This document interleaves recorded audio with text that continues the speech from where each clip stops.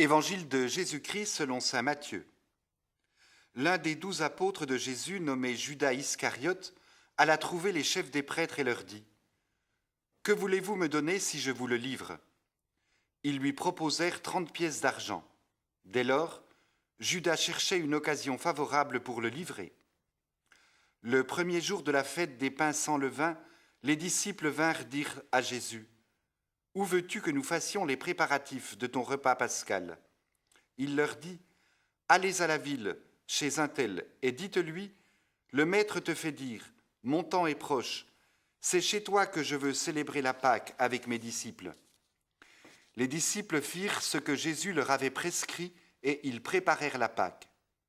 Le soir venu, Jésus se trouvait à table avec les 12.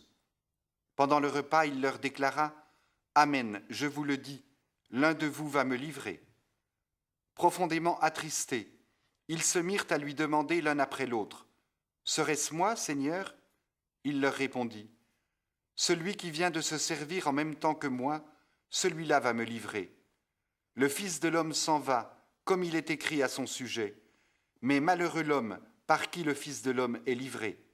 Il vaudrait mieux que cet homme-là ne soit pas né. » Judas, celui qui le livrait, prit la parole. « Rabbi, serait-ce moi ?» Jésus lui répondit : « C'est toi qui l'as dit. » Si le personnage de Judas a déjà fait couler tellement d'encre, s'il nous fait secrètement peur, c'est sans doute qu'il nous renvoie à nos propres fragilités. Nous savons bien que le cœur de l'homme est capable du meilleur comme du pire.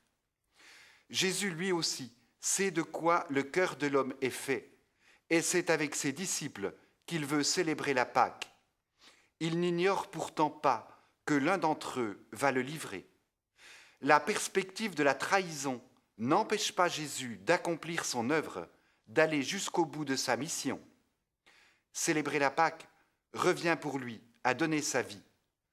Au cours de ce dernier repas qui commence, il va prendre le pain, le bénir, le rompre et le donner à ses disciples en leur disant : « Ceci est mon corps, livré pour vous. » De même avec la coupe. Le pain rompu le soir du jeudi saint et le corps rompu sur la croix le vendredi saint. Le sang donné au cours du repas pascal et le sang qui sera répandu le lendemain pour la multitude. Geste tout à la fois prophétique et admirable, qui montre que Jésus consent pleinement à donner sa vie et à faire du don de sa vie un mémorial. Participer à l'Eucharistie, avoir part au corps et au sang du Christ, c'est admettre que Jésus est mort pour nos péchés, mais c'est aussi célébrer cette Pâque par laquelle le salut nous est offert. Chaque fois que nous célébrons l'Eucharistie, nous renouvelons l'alliance avec Dieu que le Christ a scellée dans son sang.